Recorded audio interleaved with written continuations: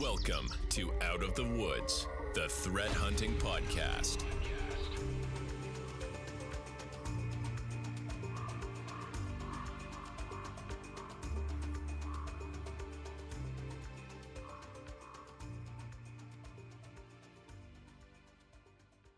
Hello, everyone. First, I want to welcome everyone to our Out of the Woods Threat Hunting live Discord interactive podcast.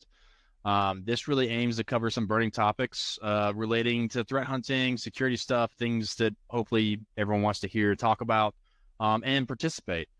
Just as a reminder, throughout the podcast, we'll be taking comments and questions from our Discord server. If you want to participate, make sure you sign up using the link in the welcome message. Also, for future podcasts, if you find interesting topics or ideas you would like to discuss here, what we're kind of doing is if you can tag in LinkedIn or other social media, hashtag Out of the Woods podcast, all one word, we'll see that and we can actually pull that into some things. So as you guys are doing your daily jobs, looking at things, interested in things, want to hear more input on things or just dive into it, we're more than welcome to do the same. So that's one way to share with us. So check that out. So quick introduction. I'm Scott Poley. I'm a threat hunter at Cyborg Security. Have a whole list of things I've done historically in cybersecurity. Check me out on LinkedIn, connect with me there. And then I'll pass it off to Lee. Introduce yourself real quick. Hey everyone, Lee Argmal here, cybersecurity analyst. That was my first role in cybersecurity. Actually working under the great Scott Poley here. He taught me a lot, both in networking and cybersecurity. But then we kind of both parted ways because I dove into the detail stuff, and Poley went the tougher route and did processes and management. So, but we're back again, which is always great. But yeah, check me out on LinkedIn. I post a lot, and I hope you'll enjoy those resources. So I'll pass it over to Scott again. I'll pass it, Mike. Hey, I'm Mike. So one of the co-founders at Cyborg with an engineering infrastructure product background, and had the pleasure of working with these guys on the daily. They taught me a lot about threat hunting, the deep dive into the process, and really excited to be back on the podcast. It's been a minute. Yeah, it's nice to have you back. Something else that's kind of special about this podcast, if you guys are an active follower and saw this early enough, we also do a special cocktail for podcast. This time it's the ransomware resolver. It's actually probably my favorite one we've done so far. It's a bourbon-based drink, but yeah, if you enjoy it, check it out. We'll ask questions later for feedback. But let's dive into what we typically do, or we cover the 3 interesting artifacts, or I say we all find our own interesting artifacts to kind of share to kick off things we want to discuss before we get into some other topics. So with that, I wanted to share a couple things that I like first. So one thing that I've shared even with amongst the team members here, but for those that aren't familiar with all the different random naming conventions you see with attack maps and things, there's a really good kind of open source, openly maintained Google spreadsheet of APT groups and operations that actually does a pretty good job breaking things out. I found this is a really good resource. As you can kind of see as I'm kind of clicking through here, how they tag and move things. And I don't know how you become a contributor to it, but I love it because, like, for instance, if I'm asked, like, hey, do we have coverage for this, or can we build things for this type of threat? I now have a keyword list of things to go research and find to help me navigate and drill into where things could be hiding on the internet, open source intel, things like that, to try to pull a collection together. So I find it very useful for that. So definitely check that out. I'll throw the link here in our Discord real quick, so you guys can check it out live. So that was the first thing I wanted to share. I thought it was a really good resource for that. I don't know if Lee or Mike, you've checked it out much. So just checking out now, and the power I see from this is getting all the names aligned, because that can be the biggest issue. All the aliases, right? Right. Like, just, I mean, B-Bus. I mean, come on. No one, I don't know. I've never heard of that. Not that I'm some expert, but it's just a nice place to capture all the information that you can, so that if this is like the best effort I've seen so far, so that if anyone's talking about anything and they use an alias, hopefully you can come here, figure it out. And I like the idea that they gave some background information about them as well. Because that's what we focus on, right? The behaviors, tools that they used, things they've done in the past, and all the historic data is just as valuable as the aliases themselves. And of course, you can always respect the references that they added, which is crazy because I like that they go all the way to link 25 sometimes. That's a lot of resources.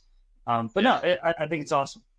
It's I've been using it a lot recently for some internal projects, and it's really interesting because there's such a breadth of intelligence services out there, and everybody wants to call something their own name. Like Microsoft just rolled out their new naming convention for threat actors. MITRE has one, CrowdStrike has one, Palo Alto has one.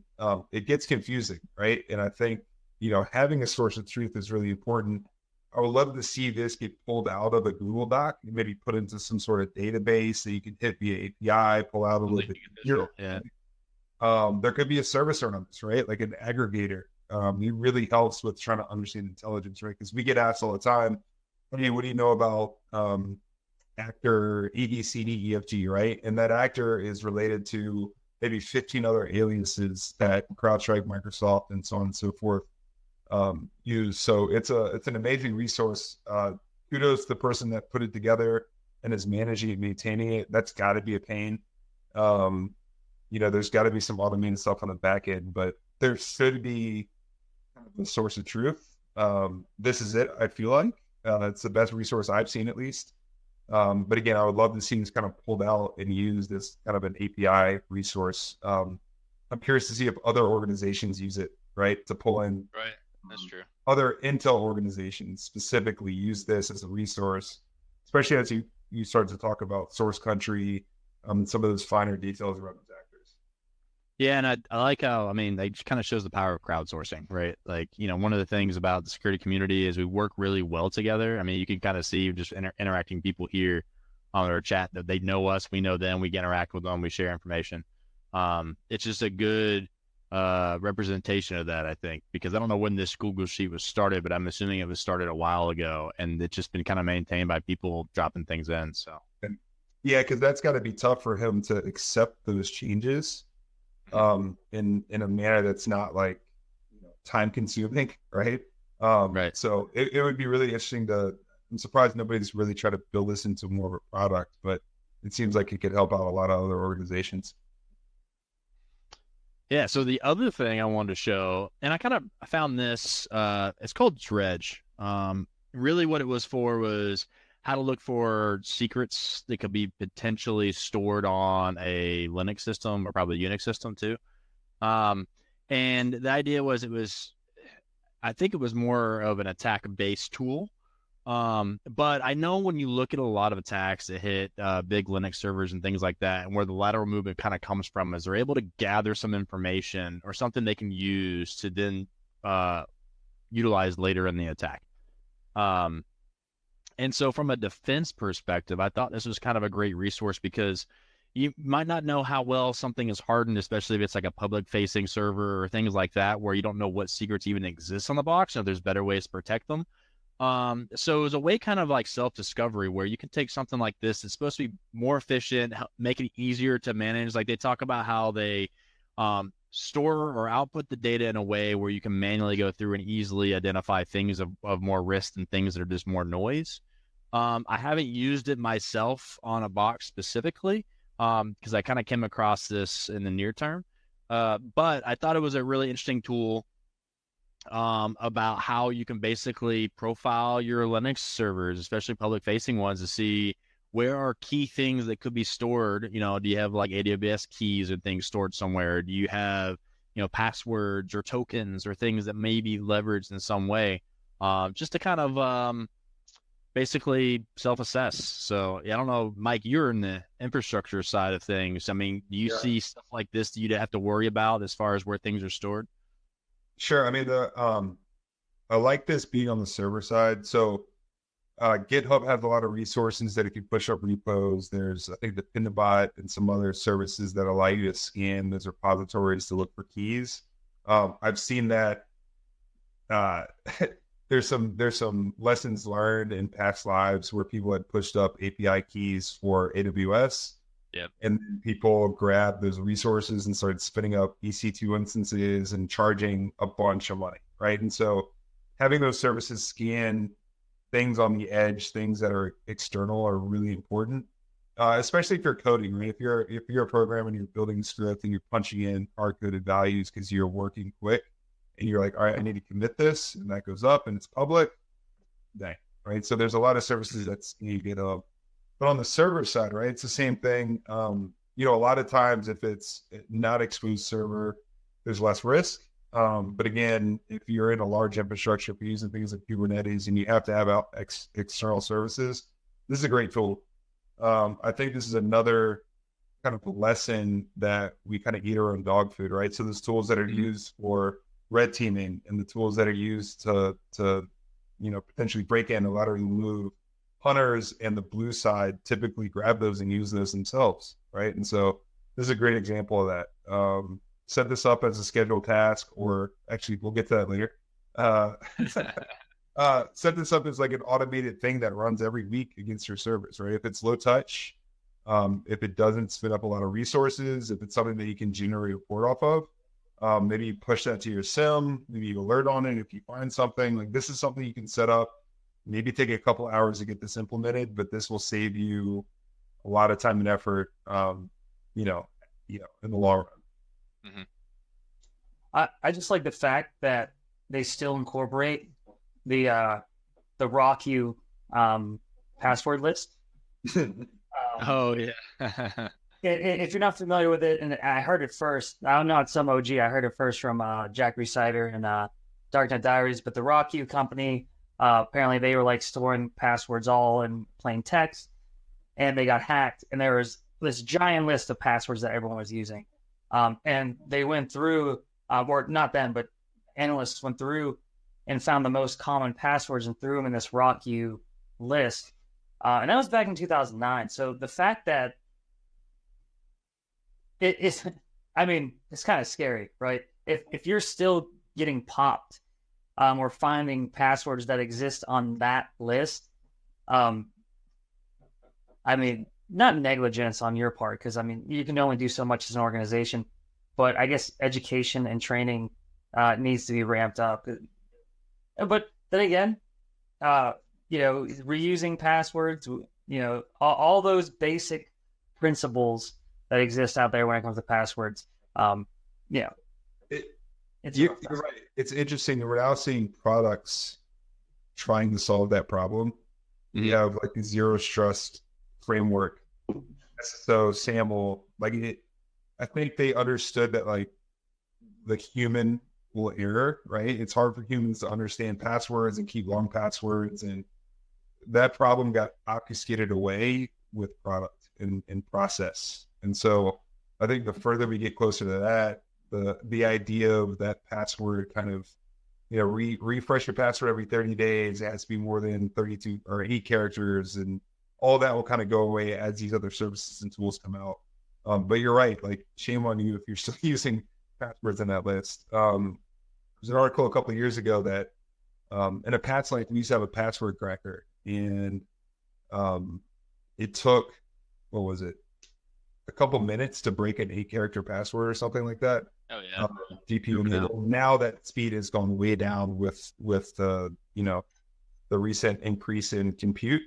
And so, that is what's probably driving a lot of the other product and process, because, if you get those hashes, you can crack them pretty quickly.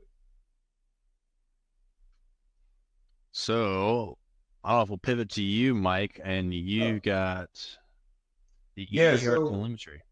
I was logging into GitHub the other day, and on the homepage, this popped up. So it was kind of a serendipitous kind of find of this repo. I kicked it over to the team. This is very interesting for us, right? So not to pitch the product, but we deal in tools, we deal in visibility, we deal in capabilities.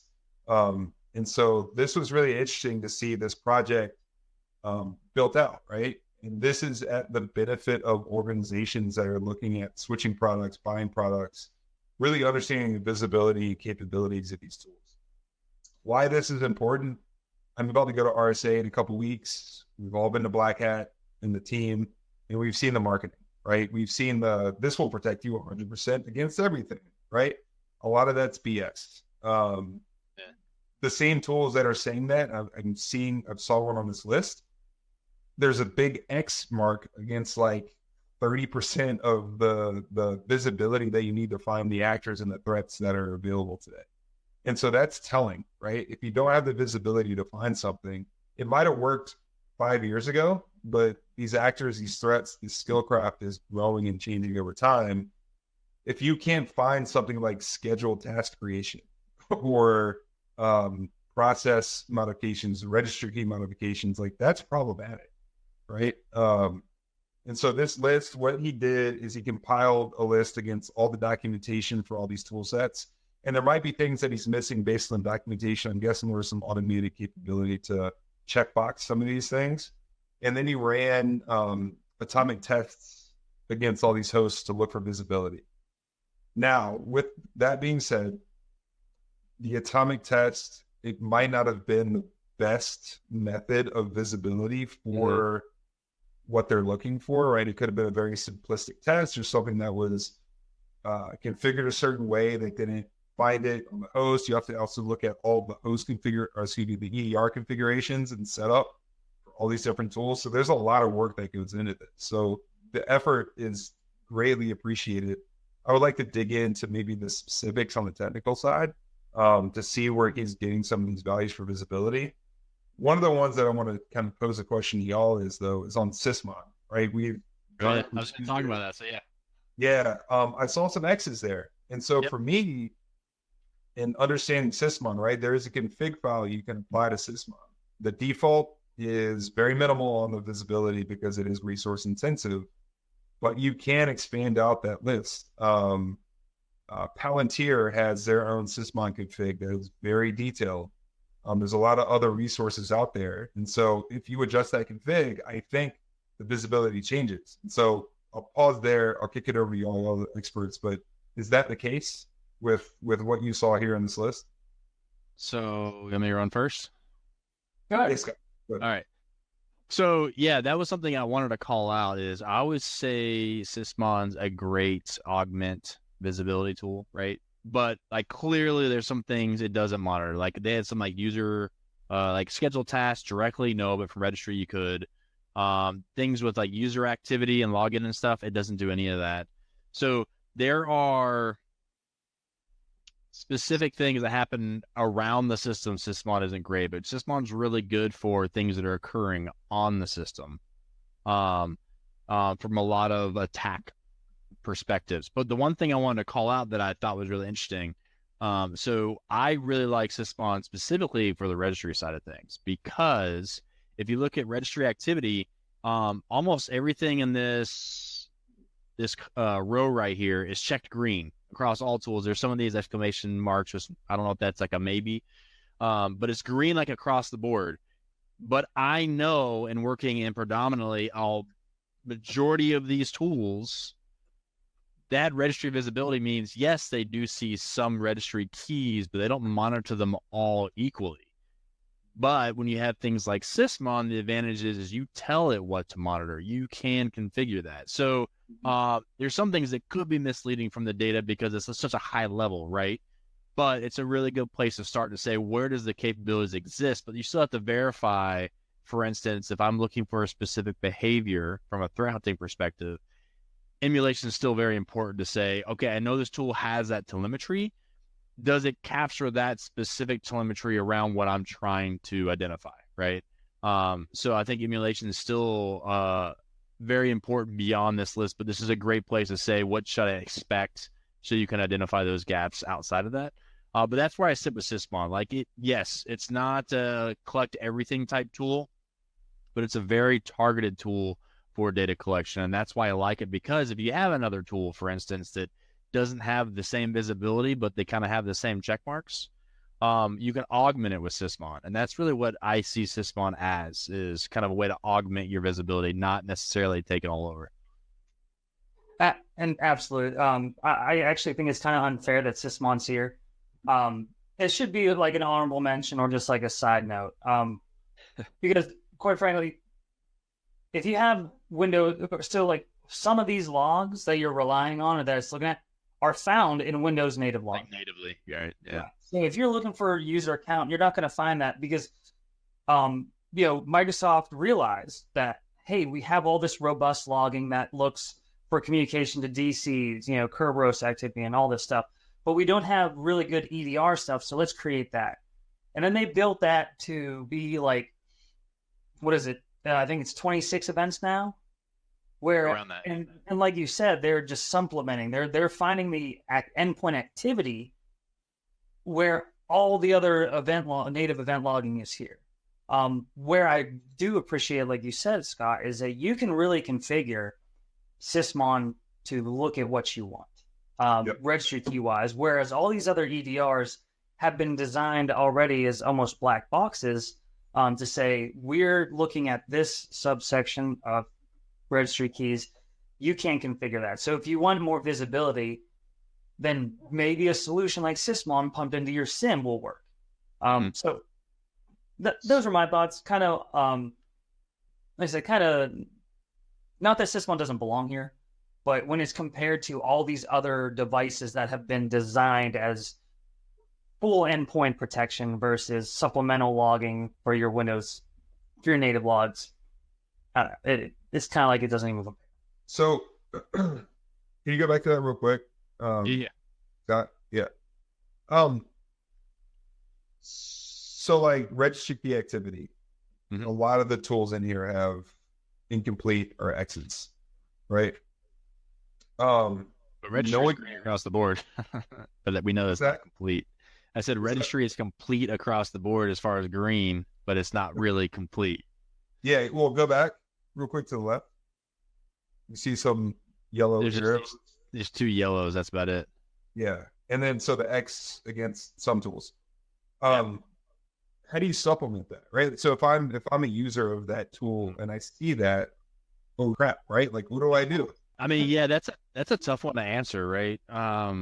Because a lot of times you're kind of invested in a tool already, and depending on the deployments for tools and contracting for tools and things like that, that's just kind of, you have to look at what tools you have in a collection. So when you think of an operation, you don't really usually rely on one tool. You might have your stronger and your weaker tools, but that's something as you look for renewals on things and you look for whatever, you really should be having this type of perspective is, where's our visibility? What are our problems we're trying to solve, or our gaps? What are we really good at? And you're always kind of assessing what are the next steps to make that better. So when I was running SOC previously, we did a really good job of identifying our strengths and weaknesses with technology, figured out how to make technologies work really well together. And to be completely honest, we didn't focus, based on how we ran the SOC, on what's the tool that covers down like all the green checks.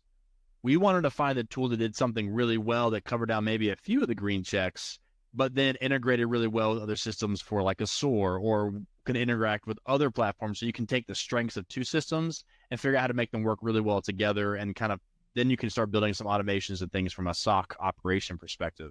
And that was kind of our approach. So I think it just kind of goes with what are the problems you're trying to solve today? What technologies do you have? And where do you want to be 5 years from now, year from now, 3 years from now? And that's just part of your roadmap as strategy goes, right? Like, for instance, threat hunting. A lot of people don't have it in their shop, but is it part of their next year plan, their 3-year plan, their 5-year plan? Like, how do they know how that's going to fit in? How are they going to grow their operation? How are they going to mature it? I think those are always questions that management should always be looking to answer. But is there a way to cover down on that visibility immediately or supplementally? Sometimes you can get creative on the system itself. So a good example of this, I've heard of a solution, for instance, where proxy, right? Proxy data. You can see all the web traffic that people go through, but the proxy, if it's not in the cloud where you always are using it when you're off-prem, because now remote work's a thing, you only get capture data when it's on-prem. But the proxy was removed, and now visibility was gone. And the analyst had an ingenious way to basically write a PowerShell script that would go grab the history logs from the browser to capture that URL data and then feed that into their SIM solution, right? They had a way to basically grab data at certain points where they know it's going to be sitting, but not necessarily logged, to solve a problem that they had really good content, but they lost that visibility. So I think that's a great example of where sometimes the solution isn't something you can just buy off the shelf. Sometimes you have to use some native tools and knowledge to solve, but that was a priority. And since they prioritized on it, they figured out what are some possible solutions and they made it. Now they have to manage it because it's a homegrown solution. So there's that cost involved, but that was a huge gap and obviously offers a huge win for them. So it was worth it.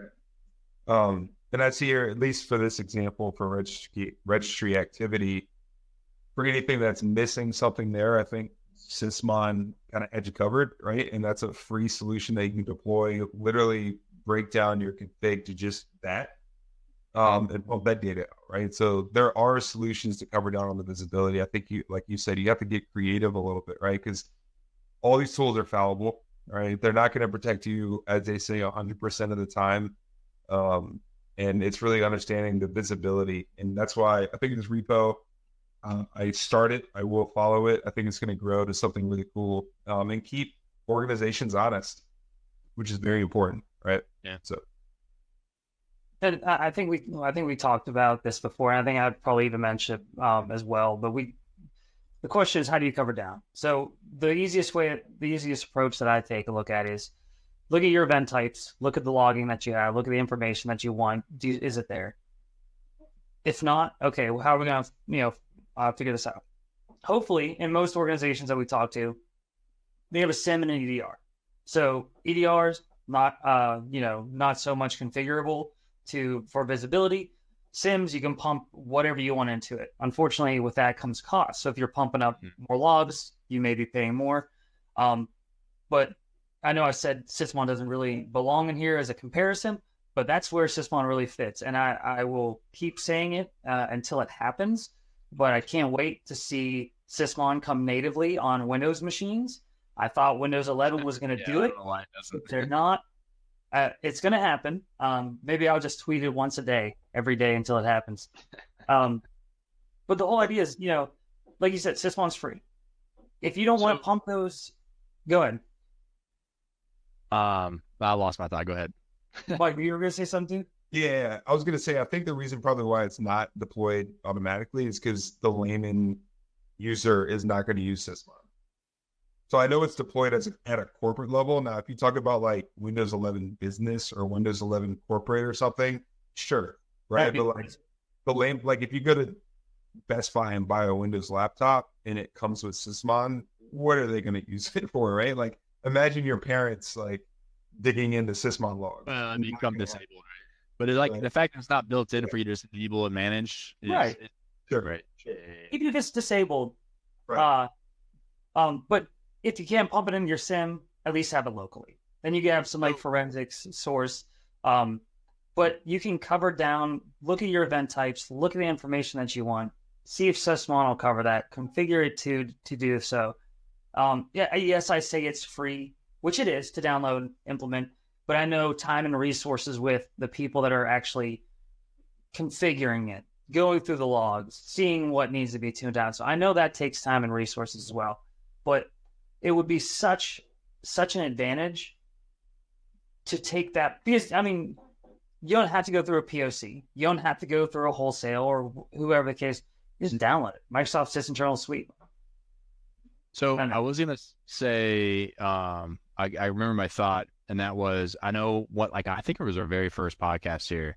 Someone was asking about like what data is the most important, and I shared a couple articles where somebody's done some analysis based on BITR techniques, what fields and data is required to answer those questions and identify those things. And it was surprising that like I think 500 and some was just answered by command line alone, right? So granted, all these artifacts that are listed here are very valuable depending on the scenario, but I feel like a majority of threats, depending on their sophistication, can really be distilled down to, a core group of things. And I think Sysmon, why we harp on that so much, is it covers probably 90% of what you need to have visibility to, outside of auth, but auth's just native. So yeah, and I think the other important thing that I would love to see out of this repo eventually is like, why does that matter? So you see the deltas between the subcategories and the features and telemetry. I think somebody in the facts asked if they were going to apply MITRE TTPs to it, which is great. The TTP is fine. I would love to see contextual intelligence data applied. So like, why does it matter that you can't see service deletion as it relates to threats and actors? Well, like I've never dealt with an incident, nor have I ever read an intel report where our virtual disk mount was something I was concerned about. Mm-hmm. Now, in a scenario where that is leveraged, I'm sure I would like to know and be able to see that, so it's easy for me to investigate. But and I mean, we do have some content that kind of tailors to that, but we find it in different ways and at a specific alert, right?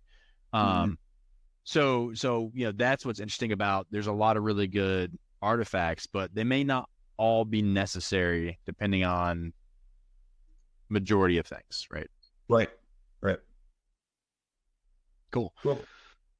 All right, Lee, we're going to kick off to yours, which is your favorite thing to talk about. I hear you talk about it a lot. That's why I say it's your favorite. I don't know if it's really your favorite or not, but Windows scheduled tasks. What do you mean? So, yes, I do love scheduled tasks. And more importantly, this resource. That's a great resource, by the way.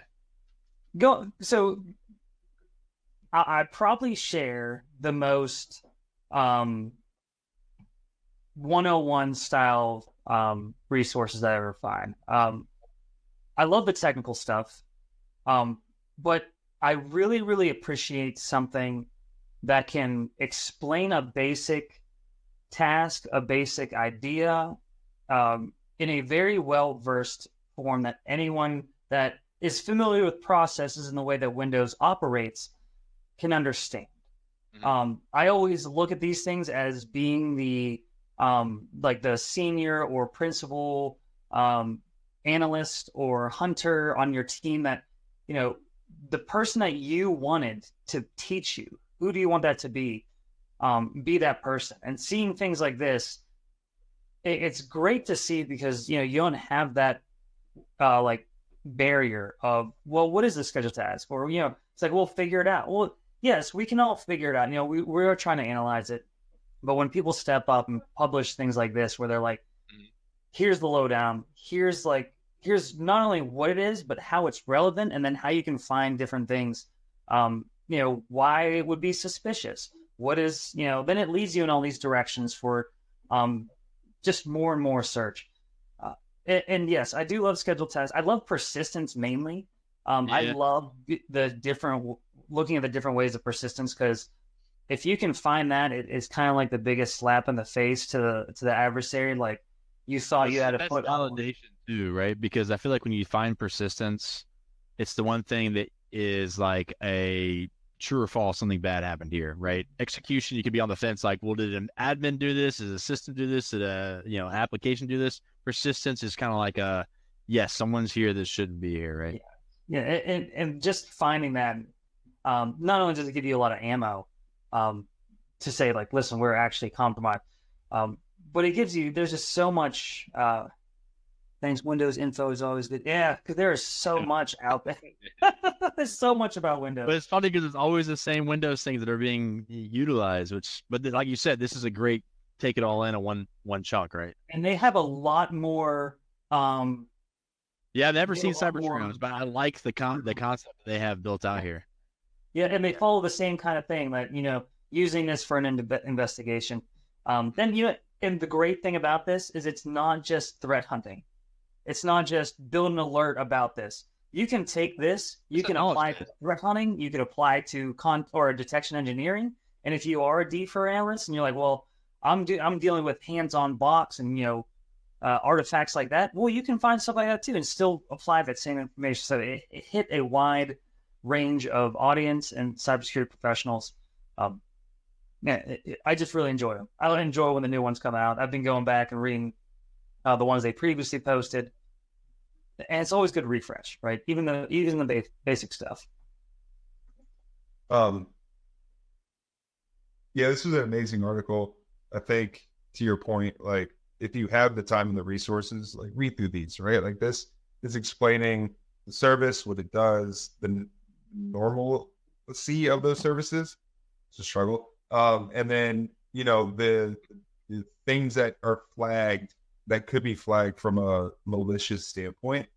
But it gives you a breakdown of the things that and as we talk and Lee, you're doing work on this right now about what is normal in my environment. What are the things that are consistent that happen all the time that are normal to the operating system?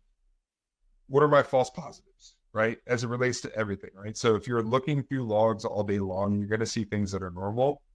And you have to be able to identify those to understand the things that are not normal, right? And so this does a great job of explaining all of that.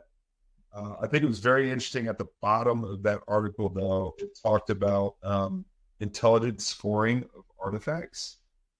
So being able to apply scoring against the things as it relates to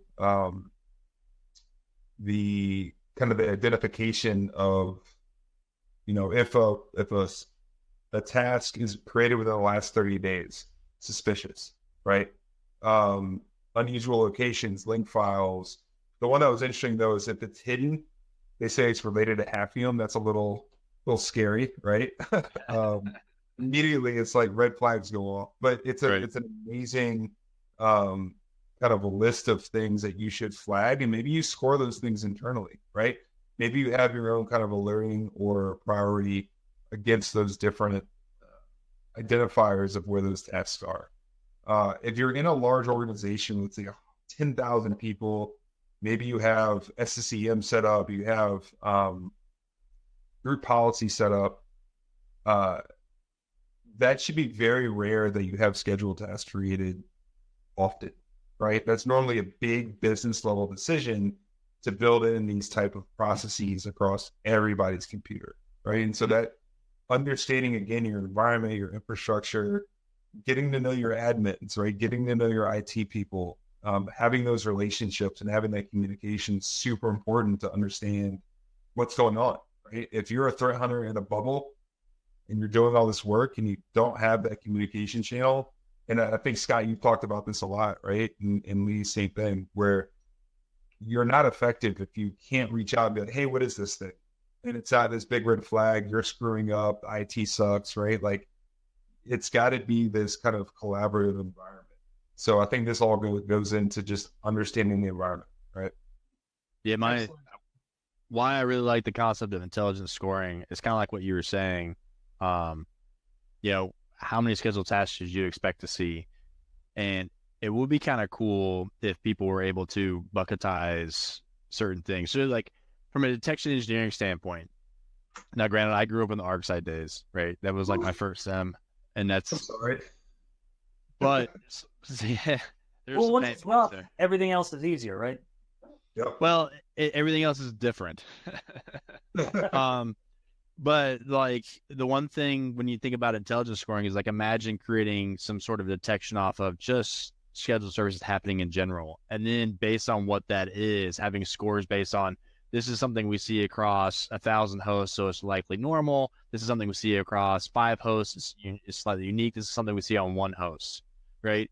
And I feel like that's how, in my head, intelligence scoring can work, and that's a really interesting way to handle behaviors within your environment as you start to learn about it and normalize it. So that's why I really like that concept, is like I feel like there's so many ways you can build that into your processes, right? But the other thing I really like about this article in general, and I'm excited that you kind of brought this source to mind, Lee, you probably save me some time, is when I build hunt packages off of a concept, I don't like to just address like threat report says they did X, right? I'm like, okay, well, how many ways can you leverage X? What does X mean? What do I expect to see in X? So I started like just digging in general. So like a good example is I was looking at Chmod for Linux, right, recently, and making things executable.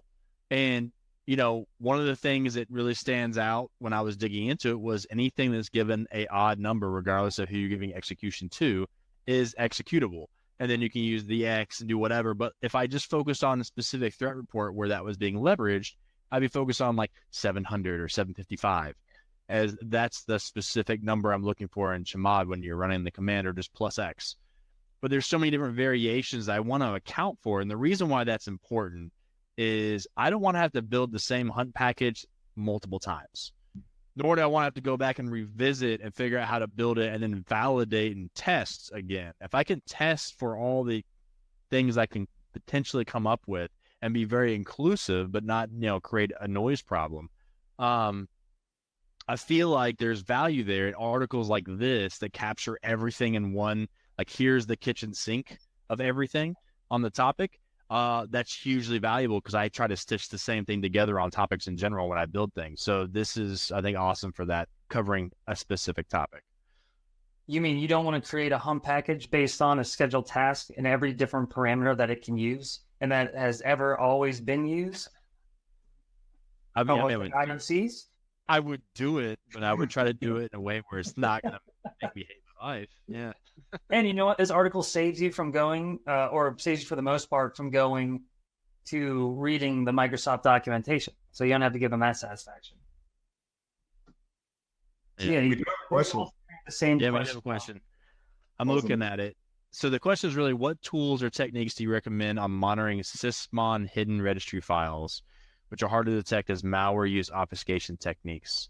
Even using EDR detection rules to view telemetry data does not always yield the desired results. So I guess to clarify on hidden registry files. So I know actors will stash things in certain places in the registry to read from. And that's kind of harder because they can pretty much create anything anywhere, especially in the user space, as they see fit. But as far as like the way where services were created and deleted from the Halfdam, example from the services, there's a registry thing that was created and there's a registry thing that exists, but the service doesn't show up properly. So really it just comes down to Sysmon's really good at anytime you see an interaction with a registry that is important in some way. Either it can be levers on the system for certain privileges or UAC bypass or things like that. You kind of create a list of those, and any activity around those Sysmon's going to fire. And then you kind of have to do your due diligence to say, why do I care? Do I want to dig into this or not? Alert management from a detection standpoint. And that's why I usually like hunting for certain registry keys, because some might be noisier, especially when you're dealing with COM objects and things like that. When you look at the CL SIDs, there's a lot of UAC bypass stuff that happens there.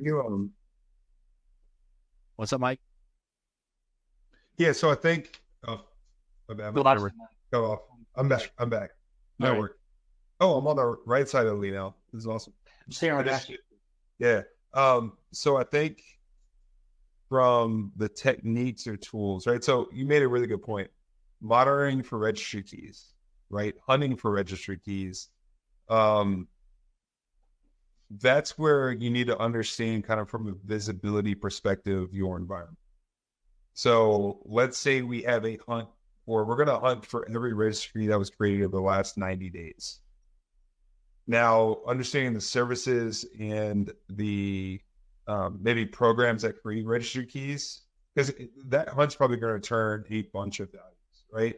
You can also differentiate between set and create too, which is also a different way to view the SKU, right? Exactly, right? So then you start to whittle down from those exclusions if you understand the environment, maybe the software, the services, and the things that are normalized, and then pick out those little needles in the haystack, right? So something you brought up that I thought was really important that I like to look for registry in general. There's one thing about monitoring registry keys, but what Sysmon gives you the ability to look at is what is making modifications to registry keys, like from a process perspective. Right. I think that's huge, powerful, right? Because actors typically use a few common ways like PowerShell, reg.exe, and a couple others to modify the registry directly. Right. And I feel like that sometimes is a great view too, but you have to have those keys monitored on Sysmon to be able to tie it back to a process. Right. This is definitely a very hard question, because there's multiple ways to and there's even multiple ways to monitor a registry key. You can use Sysmon, event codes 12 through 14. You could use Windows native logging if you use 4657 for modifications. Then you have the more robust like 4656 that is always fun. And Alex, it was all your video memory. Yeah. Oh yeah. Because 4656, and I apologize. So 4656 is a handle to an object was requested. Touched, right? No, requested, not touched. Oh, that's one before, right? Then the 5.7 is a touch. 4657 is registry key was modified. God, I'm trying to use my memory better than you, and I can't. You got way more. Well, that's the thing. You got way more up there than I do. I'm conceptual. You're a literal. I got it. Yes. So you got 465. If you turn that on globally, you're going to blow up your SIM, and everyone's going to be mad.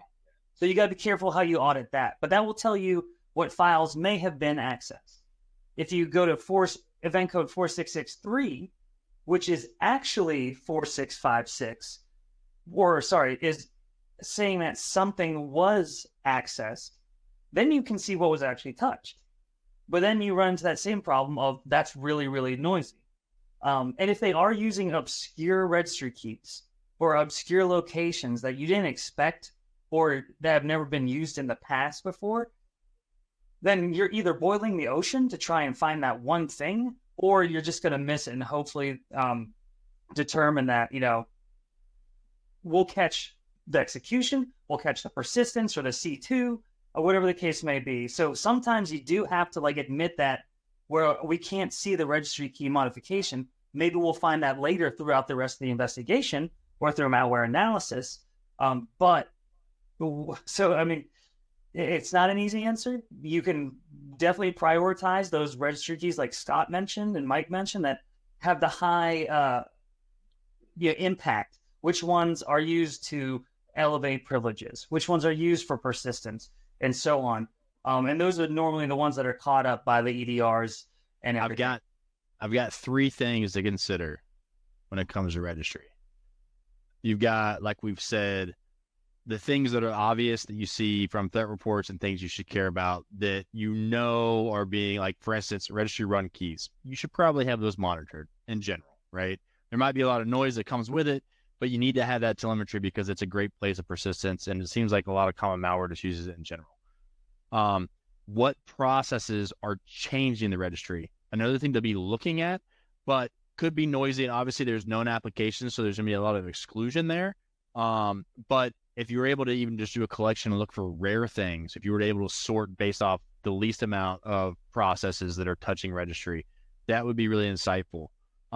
The third thing isn't so much that you normally collect on, but things like Kanza and things that let you remote into a machine, or if you're doing instant response, looking for really, really long values in registry keys. So things that are like greater than 250, I want to say characters, but there's like a bin value, but you can do characters, right? Because they're usually like base 64 encoded and stuff like that when you want to put scripts in there.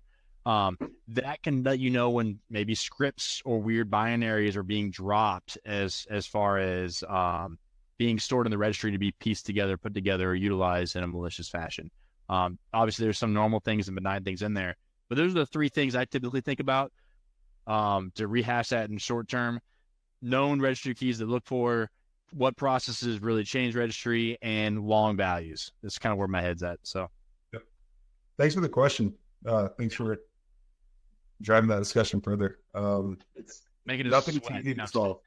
Yeah, nothing's easy to solve in cyber, right? Like we face some immense challenges all the time. So there's a lot of creative people out there. I think these resources are amazing, though, right? Like to Lee's point, I know you say you bring up the 101s, but that's the important base of knowledge to be able to do a lot of really interesting things. So it's funny, and I don't mean to carry this on longer or just straight from the path, but Mike, you played professional baseball, right? I did it. How did you get there? Because you did all the cool stuff really well, or what? No, I was fundamental. Coming out of high school, I was tiny, but I was a good base runner, fundamental, could hit, could run.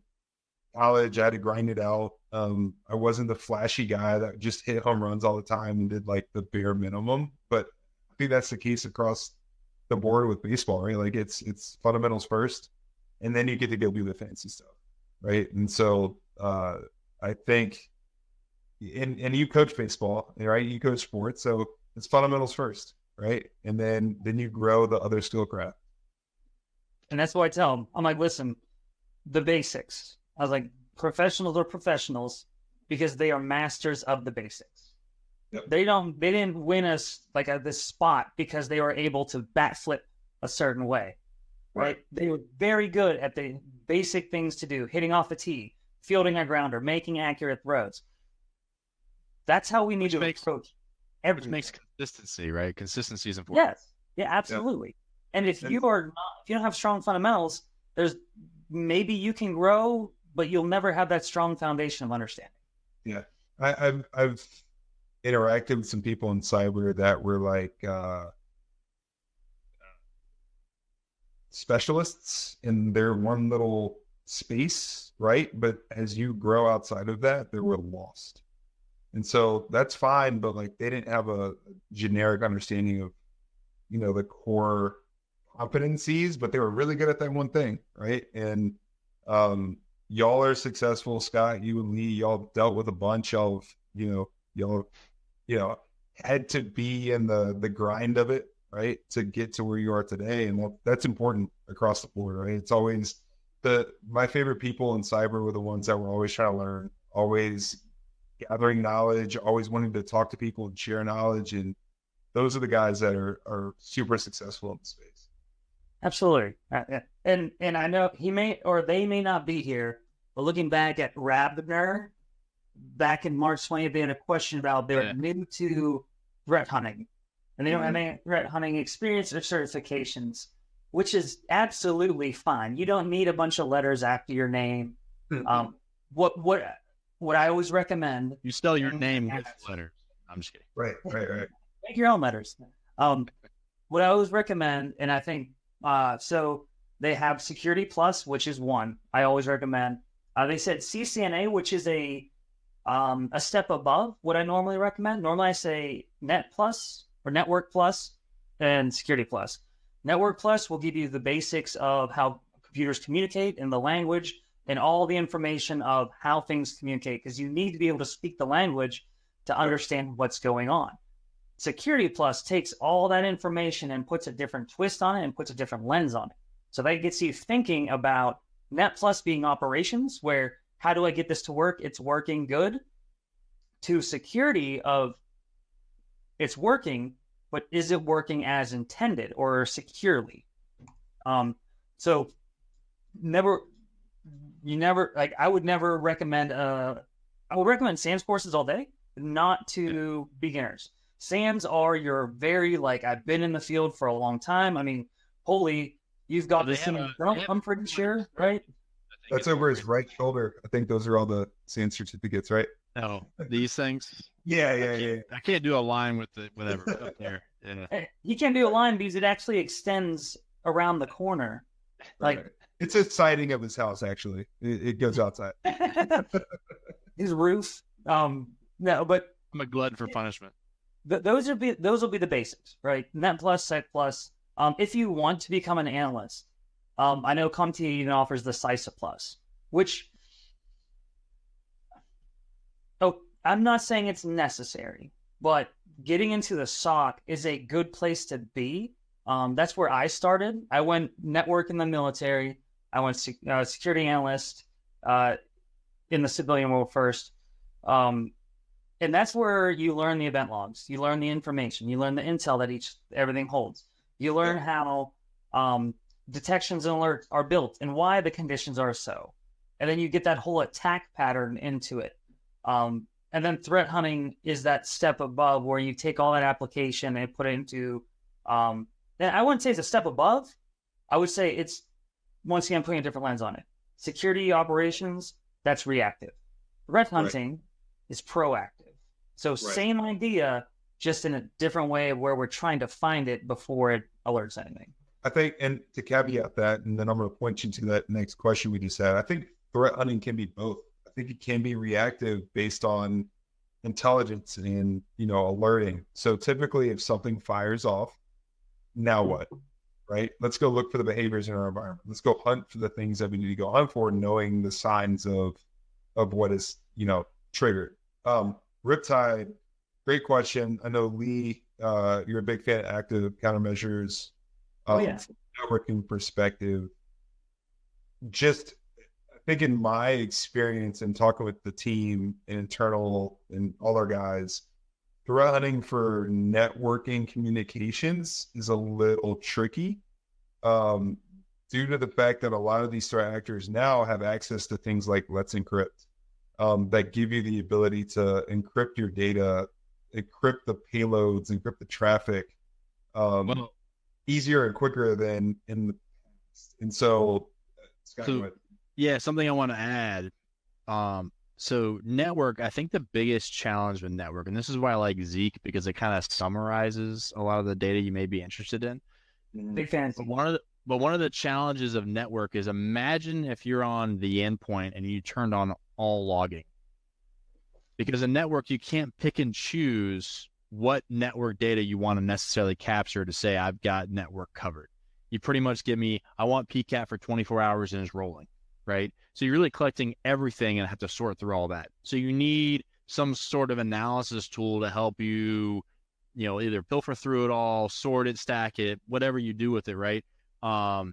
Versus like at an endpoint, we're very targeted. We know how to be targeted. We know how hackers use those specific things. And I don't think that grace is given the same way. The network side is kind of like, give us all the data and then we'll figure out what to do with it. So I think that's one of the biggest challenges from the network side, but there's great tools. Like I'll harp on Zeke all day long just because it gives you actionable data. And if you can get man in the middle, kind of like your SSL inspection, like you would do with a proxy or something like that, right, really, really, really beneficial, right? So then having the right tooling to where you can kind of like pipe that into Zeke, in between, is a lot of value. Like a lot of times people do that with IDS, right? Because IDS is still ineffective if you don't have the visibility of the parts of the packet as well. So you got to do the same thing. But Zeke is really your visibility there. And a lot of the analysis that, like we mentioned, Rita, earlier in the chat, you're really looking at models around communication as far as, what's the frequency of communication, what is possibly the jitter associated with that communication, what does it look like over time, how does it communicate? It's doing that analysis based on Zeke data, based on length of time communications, when things communicate, all those types of relevant things. So yeah, that's the C2 solution that I'm the most familiar with. But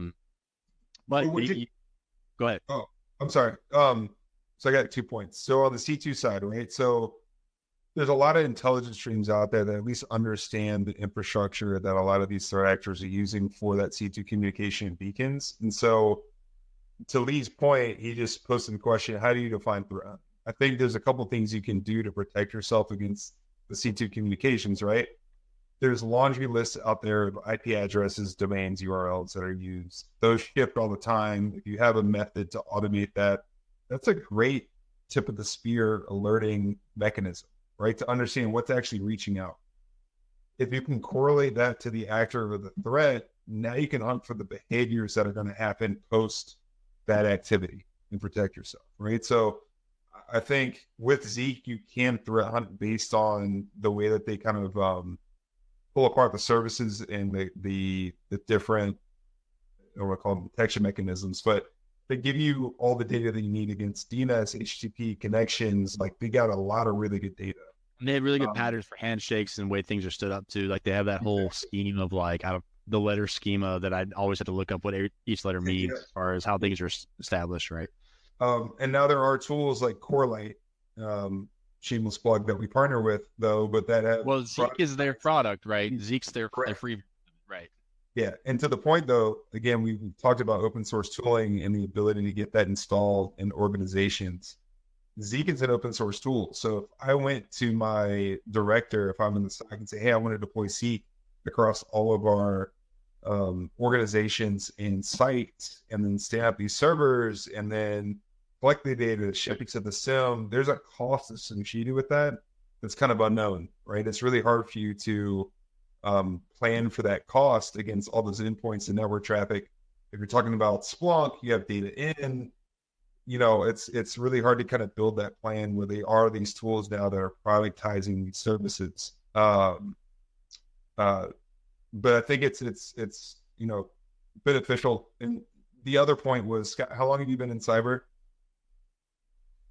15, 16 years. 15. Lee? 2015. Wow, almost 10 years. There we go. Congrats. We'll get you a, what's 10? Is that like silver or wood or something? Give me a splinter. Congratulations. But to the point of that is, I think I've been in for about 10 now as well, a little bit more. PCAPs were the thing you had to have from a security perspective back in the day, right? So you had RSA, you had Impulse. You said you were in the ArcSight days. Like that was the thing. That was like the gold standard. Is like you had to capture the PCAP.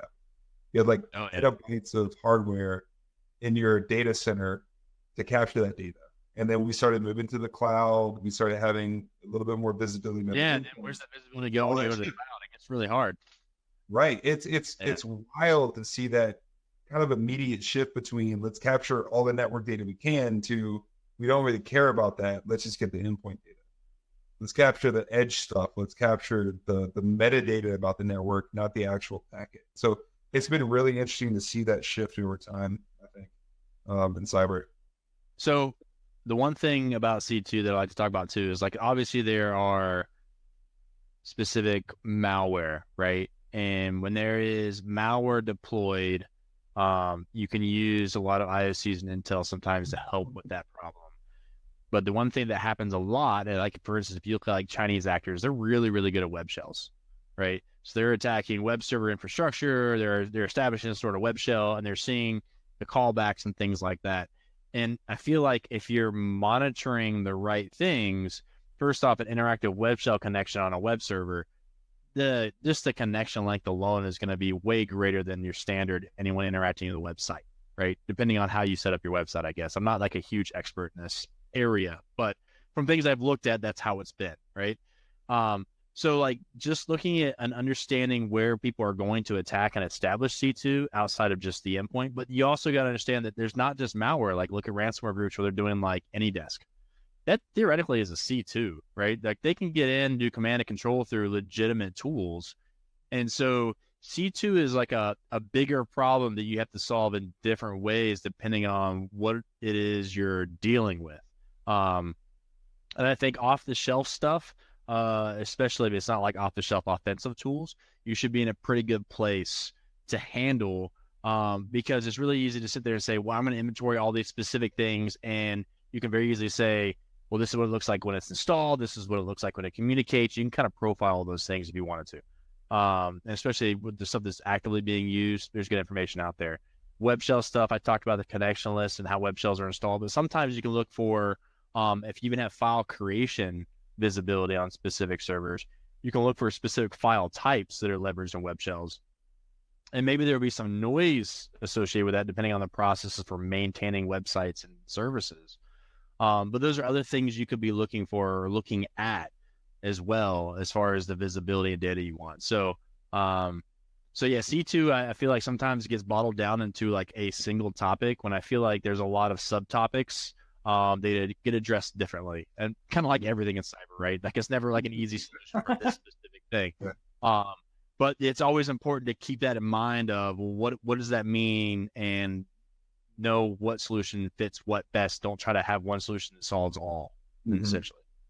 And I posted it once again, shouting out to one of our favorite sources, the DFIR report. They did, and this is more touching on beacons than C2 stuff. Well, I guess C2, specifically Cobalt Strike C2 beacons. Right. Going back, we got Sysmon. Event ID 17 covers named pipes. Yeah, the pipes. And named pipes are the ways that two programs can communicate with each other. And that is a good way. And Cobalt Strike itself has a defined list of default or default named pipes. Let me grab that real quick.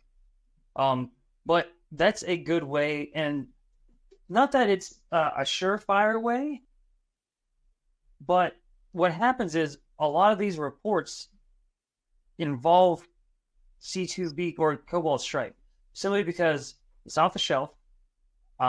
They have access to it. I mean, to get legitimate access to it, it's a little tougher than getting illegitimate access. But they have that capability, and they pass it around, and they use it. And if you are a script kiddie, or if you are a junior, and you're attacking and you don't know how to configure it, or for the lack of, for the reason that you just want to get in smash and grab so you don't configure it yourself, if you just use the default features, then, I mean, that's a way that you can speed up the attack, but it's also a way to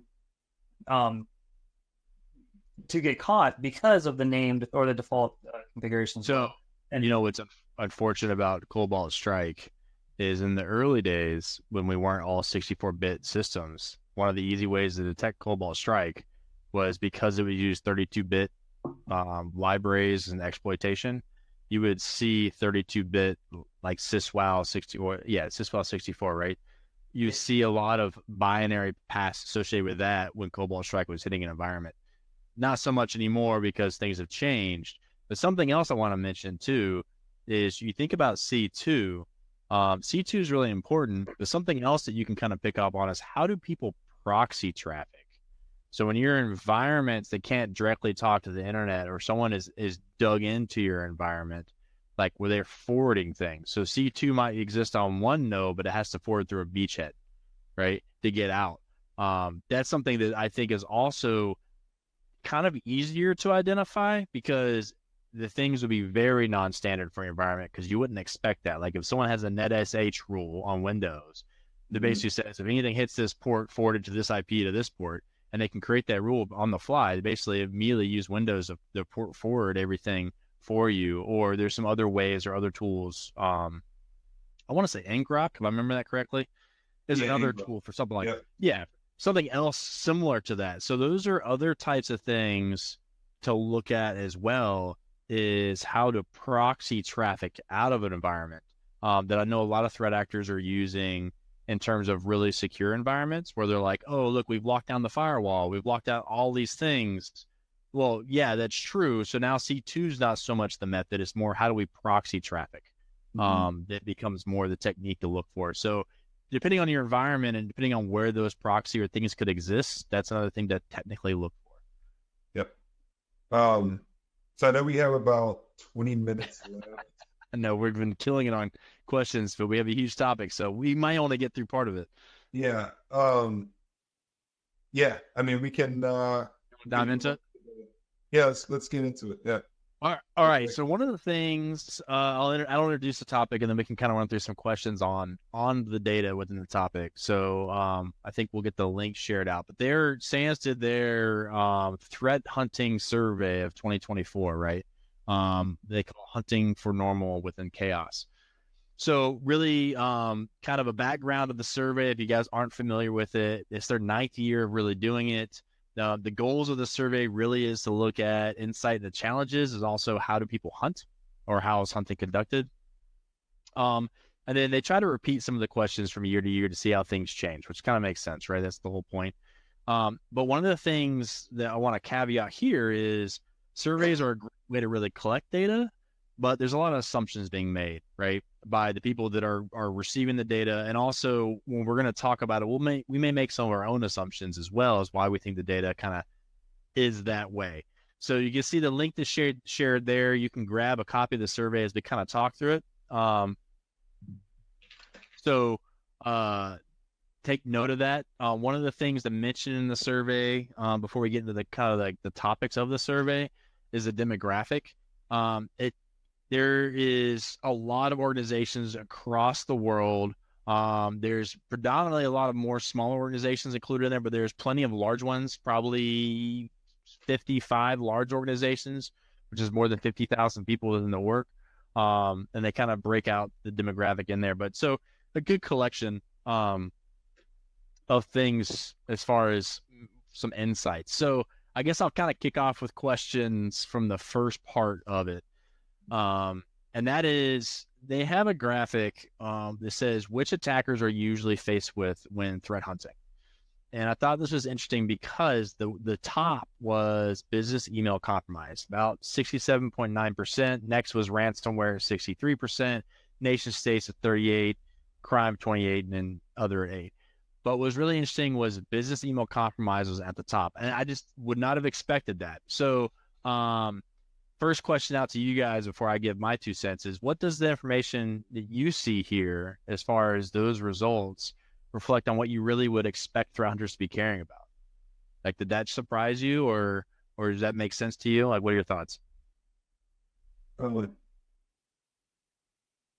Now, I think this is the first time I've read this report. I think we involved previous. I didn't see a definition of threat hunting, and I might have missed that. Oh, yeah. Yeah. Right. So again, getting information from users, knowing what I know about like the product side, it's difficult, right? You want to approach it from an open-ended perspective, or else you're going to push them to an answer, right? You're gonna supply them with the answers that you're expecting. So was it the question of what are you hunting for, or was it a A, B, C, D, E, F, or was it an open-ended thing that pushed these results? So I was kind of shocked that people were hunting for business email compromise, because that's something that it's something that's not necessarily hunted for. Right now, phishing campaigns, sure, there are methods that are logged from a phishing perspective. Maybe it's credential compromise. Once you have that, maybe it's lateral movement. But I was kind of shocked that was at the top, right? I don't see that as a hunting perspective. Now, if we define hunting as looking for IOCs, maybe they were just hunting for the domains or the actors that were emailing people for business compromise, or the C2 communication that sent the data out, or the redirects, or the spoofed sites. So that's where I was a little confused that being at the top, whereas like ransomware as a service, the kind of the other topics underneath that were things that we traditionally talk about from a hunting methodology. All right. Yeah, the thing that struck me as weird for that specific thing was, one, visibility, because business email compromise, typically you have an email that's compromised and it's being leveraged and then communicating to maybe like force people to do kind of wire fraud stuff, or force people to do activities within the corporation, that they shouldn't be doing or whatever. But there's no like attachment. There's usually no links. It's usually just text, and it's prompting people to do things. For majority of the money lost from business email compromise. So, hi, it's me, CEO. Send me $100 in gift cards. Right. As like one of the preliminary examples, right? And so, one, to hunt for that, like the visibility, unless you can read people's emails, I feel like that would be very hard. Now, granted, if you're looking for telemetry. Well, yeah, but if you're looking for telemetry, like, well, we had someone from Vietnam log into this account and they never logged into that before. Sure, you can investigate and you can hunt for those things, but I feel like there should be alerting for that too, right? Like that's something that you shouldn't have to necessarily spend cycles on hunting directly for. That'd be more like detection and instant response. So that was a little confusing to me as well. Just based on the driver. But one of the things I thought was interesting, so I looked up business email compromise, and it's one of the fastest growing costs from a cybersecurity perspective, as far as how much it's costing companies, as far as the growth and where they expect it to be. So then I started thinking, well, maybe there's like a business justification for why people are spending time on this, because it's a priority of the business, right? Sure. Like it's hit somebody and said, hey, what are we doing about this? How are we going to address this problem? So we spend cycles and we do things for this. And so naturally you're like, well, that's part of one of the things we hunt for, right? So that was one of the reasons why I thought maybe it hit, because ransomware is up there too. That's another cost related thing, right? It's second. So for business email compromise is that's kind of like the spray and pray approach. No, So- it's more targeted.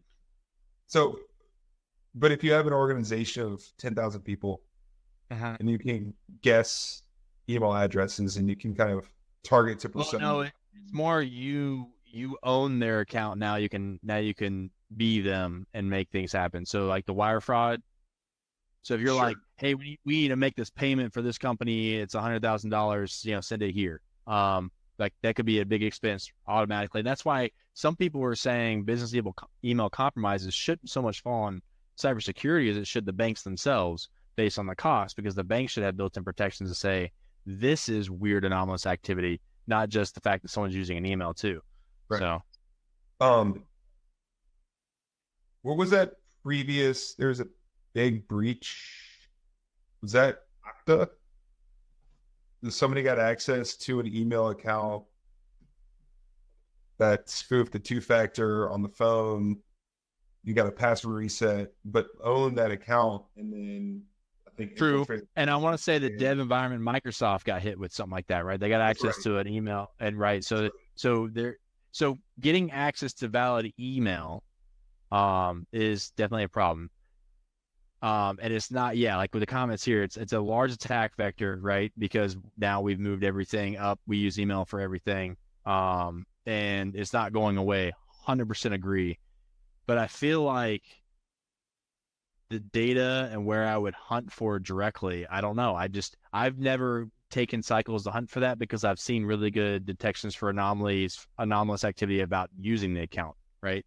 Right. But I might not have the experience in it. So if anyone else has experience for some of the things they look for if they were to hunt for this, I'd be interested. Not saying it's not a problem. I just don't know if I would put that at the top where I would spend my cycles and start hunting. It's just my opinion, though. So I feel like that's going to be like your point. It's going to be more anomalous data. Like I've never emailed these people before. I'm logging in from different country. I'm doing things that are outside of Communication the norm. patterns, where you're logging in from, those are all, Right. and they have heuristics around that, right? A lot of platforms today. Right. So And My I question- wouldn't call it hunting. So And I was just about to say, for these two, so business email compromise, normally you get alerted on it, right? Hey, I got this weird text, or Right. a user responds. God bless those organizations that get alert that ransomware is active, right? Because at that point, it's done, right? Yeah. And I guess I'm not trying to knock anybody. But I see where the disconnect is. I think this question was read what keeps you up at night instead of what do you hunt for? yeah, I can see Or that. alert on.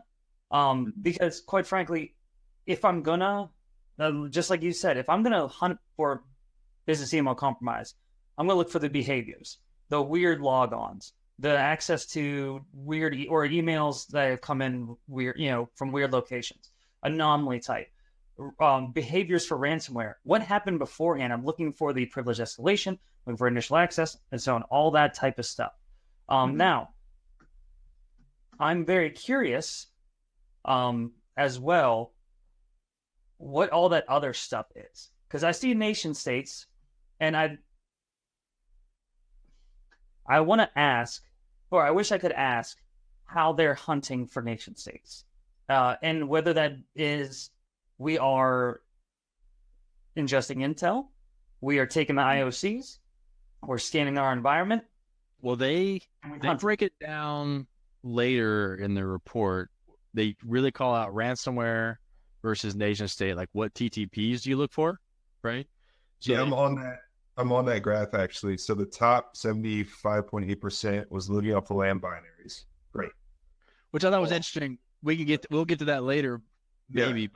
But like, I was interested. Why did people not care about living off the land binaries with ransomware? Because with all the things I've looked at, they use a fair amount of that too before the ransomware. So I thought it was interesting. Ransomware was custom malware. Right, because they use their own payloads, but that's not what I would hunt for. I want to hunt before that, right? So yeah. The vulnerabilities, right? You don't look for the vulnerability getting exploited. You hunt for the activity after the post-exploitation. Yep. And so a perfect example is the XV vulnerability that that we've been talking about a lot lately. And that's a great example. The ES6i vulnerability, I think another one just popped today. Those things are the impact, right? It's the initial access. That doesn't necessarily ruin the company or destroy the company or like provide financial value to the actor. It's all the stuff that happens afterwards. So those are the things that you want to catch. If you can't catch the initial access, and typically the information that comes out, it'll say patch, or you typically have that information before you have the information of the things that are being exploited in the wild, right? That's the thing that happens kind of after the fact. So that's why I always harp on post exploitation, because even if you go through like basic offensive classes on how to do offensive things, it's like you get in, you do this, and this is the same thing every time, right? It's like you get in, you figure out where you are, figure out what's next to you, figure out what you touch. Like there is like a routine associated with once you get in. And I like to focus on that because that fingerprints an actor's behavior, because they like to do they're creatures of habit, but it's something that's consistent to look for. You had a great metaphor about like driving to work, I believe. Was that your metaphor? Yeah. Or like a home, right? I'm looking at my front door right now. There's a couple ways to get in the house, and there's a lot of things to do once you're in the house, right? But like typically if I'm in the house, I'm going to go look for the valuable things. So you can kind of match those patterns the same way to your metaphor about like driving to work, right? Like, yeah. How many people drive to work only one way? And then, what would make you change directions? Probably protections or barriers or detours, but you're still going to, you're still a creature of habit. You're going to do the same activities. Lee, did you have any other kind of interesting things out of this article? I look right. There were a couple. Let me see if I can scroll through them real quick. There was something that really. Oh, okay. I like does your organization use one or more clearly defined methodologies to threat hunt? Yep. And then how often do you review or change your threat hunting methodologies? I think we're on the same page there. Yeah, I was about to bring that up too. You want me to talk on it real quick? Yeah, go ahead. Okay, so as far as does your organization use one or more clearly defined methodologies threat hunting? Once again, without the centralized definition of what threat hunting is, I'm skeptical about the results. The fact that almost the majority said that yes, we have formally defined threat hunting methodologies. I find that hard to believe, simply because of threat hunting being a buzzword nowadays, and all the different definitions that exist out there of what threat hunting is. So they never. Good. I was going to say, I got a point to what you're saying. When you read further, it says what was the big driver for the methodologies, and people said the CISO, 40%. And that made me feel like, are people interpreting, did they have a dedicated threat hunt program versus methodologies, which is, I feel like, the way you get the work done, right? That's a great point. Yeah. And so I feel like that might, and that's the other thing, I didn't know what their definition of methodology was, because there's a few different ways people threat hunt, hypothesis driven. There's peak, there's Tahiti, there's the 4As. I was looking up all this stuff beforehand, so I'm not not that knowledgeable. But there's a bunch of different ways people have implemented threat hunting processes. But I wonder if those are the things people are thinking about, because I do feel like there's a lot more ad hoc approaches, or now I should say ad hoc, more responsive, like reactive approaches to threat hunting, a lot of ways. And they may have their way of doing it. But when I think of methodologies, I feel like it's a program that has a rinse and repeat. I can continue this process.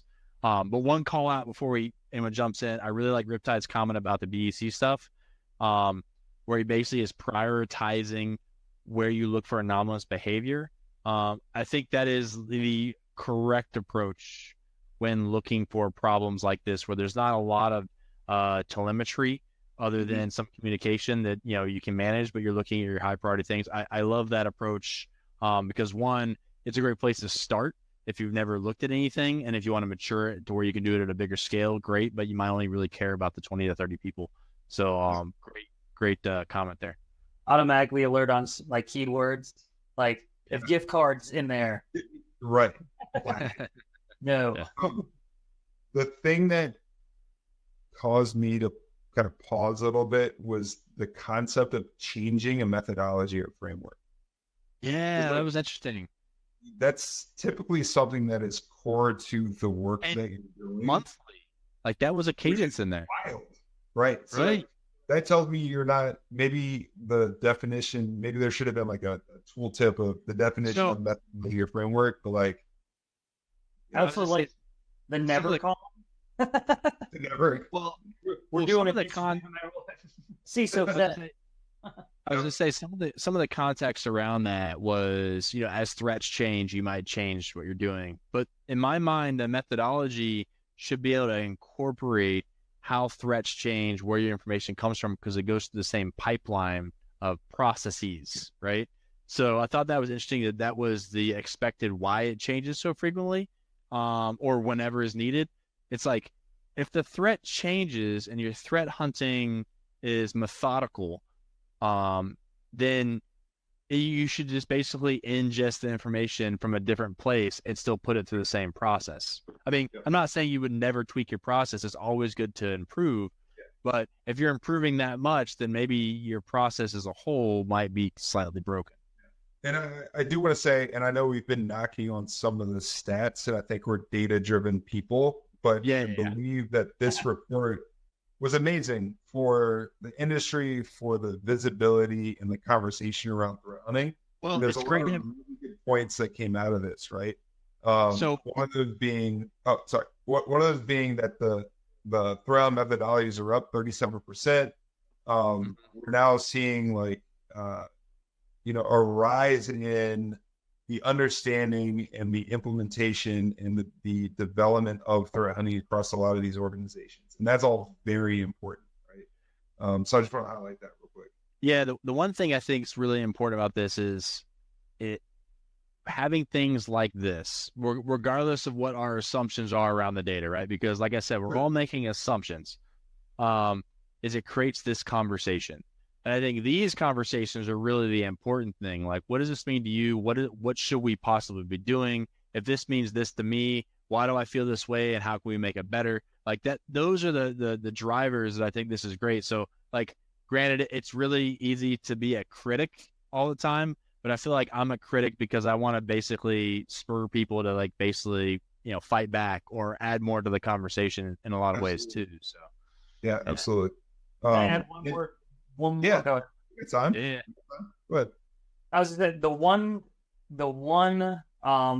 statistic I liked was, what do you consider your threat hunting maturity level? Some said they were unknown. 16% they were very mature, which I believe.